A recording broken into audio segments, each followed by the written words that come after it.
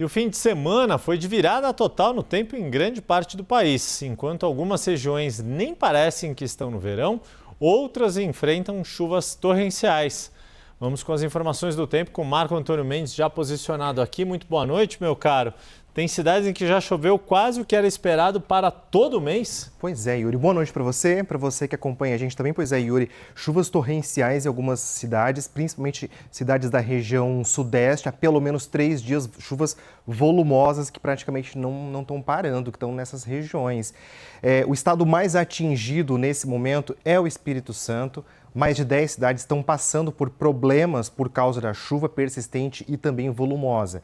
Uma das mais atingidas é Colatina, que fica ali no noroeste do estado. E aí, além das chuvas intensas, os temporais vieram acompanhados de ventos fortes.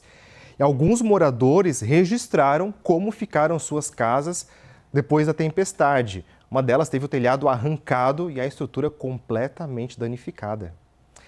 Em São Paulo, a cidade de Mongaguá, na Baixada Santista, ficou debaixo d'água. Mais de 300 pessoas tiveram que deixar as suas casas e a Defesa Civil até enviou itens de ajuda humanitária para as famílias que foram atingidas. E esse risco de temporal deve continuar amanhã. Vamos dar uma olhada aqui no nosso mapa de risco de temporais para essa terça-feira. Veja essas áreas que estão aqui coloridas no mapa, principalmente entre as regiões sudeste e norte do país. A situação mais preocupante amanhã fica entre o Espírito Santo e também o centro-norte de Minas Gerais. Inclusive, o CEMADEM, que monitora os desastres naturais, alerta para alagamentos e também deslizamentos, porque já choveu e continua chovendo muito nessas regiões. Agora, entre as capitais, os volumes mais elevados amanhã devem ser registrados em Vitória e também em Brasília, com 30, 25 milímetros, mas Belo Horizonte, Goiânia e também Manaus ficam na rota desses temporais. Bom, de forma geral, amanhã só não vai chover nessas áreas que a gente vê aqui em amarelo, principalmente em partes do sul e também do interior do Nordeste. Onde está aqui em verde claro significa que a chuva pode vir de forma passageira em algum momento do dia. Agora, nas áreas mais escuras do mapa, aí sim, as chuvas devem vir mais fortes. E aí, Yuri, o que chama atenção é que essas chuvas devem ser persistentes e volumosas, pelo menos até o meio da semana ainda. Quer dizer, até o meio desta semana, né? Agora, qual é a explicação para tanto volume de chuva? Sendo que a gente teve dezembro ali, a gente estava falando do oposto, da falta de chuva que era o esperado para aquele período do ano. Pois é, além de ser natural, chuva agora em janeiro, mas nesse momento, exatamente nesse momento, tem alguns sistemas meteorológicos, digamos, um combo de sistemas meteorológicos trabalhando tudo junto ali, deixando esse tempo bem chuvoso nessas regiões.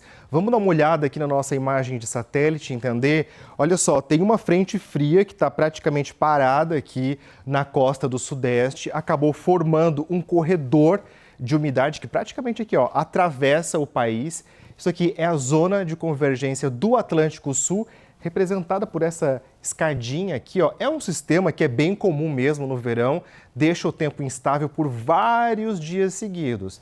Agora, repara que no sul, praticamente aqui, ó, não temos nuvens carregadas aqui, é que essa alta pressão ali, ó, acaba inibindo a formação dessas nuvens mais carregadas e está deixando as temperaturas mais baixas. Olha só o que aconteceu na Serra Catarinense. O dia amanheceu com geada em pleno verão, logo aí no comecinho de janeiro. Uma fina camada de gelo cobriu os campos e a temperatura, Yuri, acredite, ficou na casa do 1 grau. 1 grau em janeiro na Serra Catarinense. Você ainda vai falar disso, mas já fazendo um pouquinho de spoiler, quer dizer que a Serra Catarinense estava mais próxima de Paris do que do resto do Brasil. Lá, né? Nevando bastante, Exato. né? Aqui dá para sentir mais ou menos a mesma coisa. Quase a mesma imagem, né? Agora, ô Marco, então esse refresco, digamos assim, tem prazo aí de duração? Até quando vai? Quando é que a gente vai poder reclamar de novo do calorão? Ah, pois é. Yuri, não vai demorar muito tempo. Foi só aquele refresco, porque semana passada a gente estava com aquela onda de calor insuportável. Foi só assim, para dar uma certa aliviada, porque a partir de amanhã, então, as temperaturas voltam a subir no centro-sul do país. Claro, não deve ser tão calor quanto na semana passada. Os termômetros aqui, devem ficar na casa, as máximas, tá? Entre 28 e 32 graus. Mais ou menos parecido com o que vai acontecer aqui no norte do Brasil também. Isso porque nessa região aqui vai estar chovendo bastante também, então a chuva acaba ajudando a regular as temperaturas. Só que no interior do Nordeste esquenta bastante, temperaturas aqui podendo chegar aos 40 graus. Vamos ver então São Paulo nesses próximos dias? Amanhã, uma manhã ainda amena, 16 graus, depois esquenta para 27 e até o fim da semana as temperaturas tendem a subir aqui, chegando na casa dos 30 graus. E a chuva aqui, deve ser pouca durante essa semana, com temporais um pouquinho mais isolados mesmo. Agora, na Europa, como o Yuri falou, né, é a neve que causa aí uma mudança na rotina de milhares de pessoas. A queda nas temperaturas encantou turistas, mas também afetou quem depende da rede de transportes. Na França, parisienses aproveitaram a neve para esquiar e brincar nas ruas de parques da capital. Uma cena rara de camada de neve que transformou a paisagem da cidade.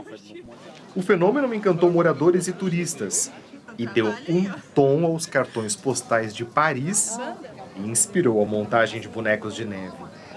A Torre Eiffel e o parque ao redor ficaram completamente brancos. Apesar do cenário, as baixas temperaturas também trouxeram desafios. Paris teve interrupção no transporte coletivo, além da redução de 15% dos voos nos 2 principais aeroportos da cidade por causa das condições climáticas. O Serviço Meteorológico da França alerta que o tempo instável deve continuar até quarta-feira. Também na Europa, a Holanda teve estradas interrompidas pela neve. O transporte público de Amsterdã foi afetado e o aeroporto cancelou quase 500 voos nesta segunda-feira. Agora, Yuri, o verão brasileiro ou o inverno europeu? No meu caso vão ser os dois, porque daqui a um mês eu vou estar lá. Olha, dando inveja pra gente. Pegar um pouquinho de férias. Não sei se vai estar nevando ainda lá em Paris, mas ainda vou pegar um friozinho lá, né? Tá certo, uma boa noite, compensar. Yuri. Obrigado, meu caro. Uma boa noite para você. Tchau, tchau.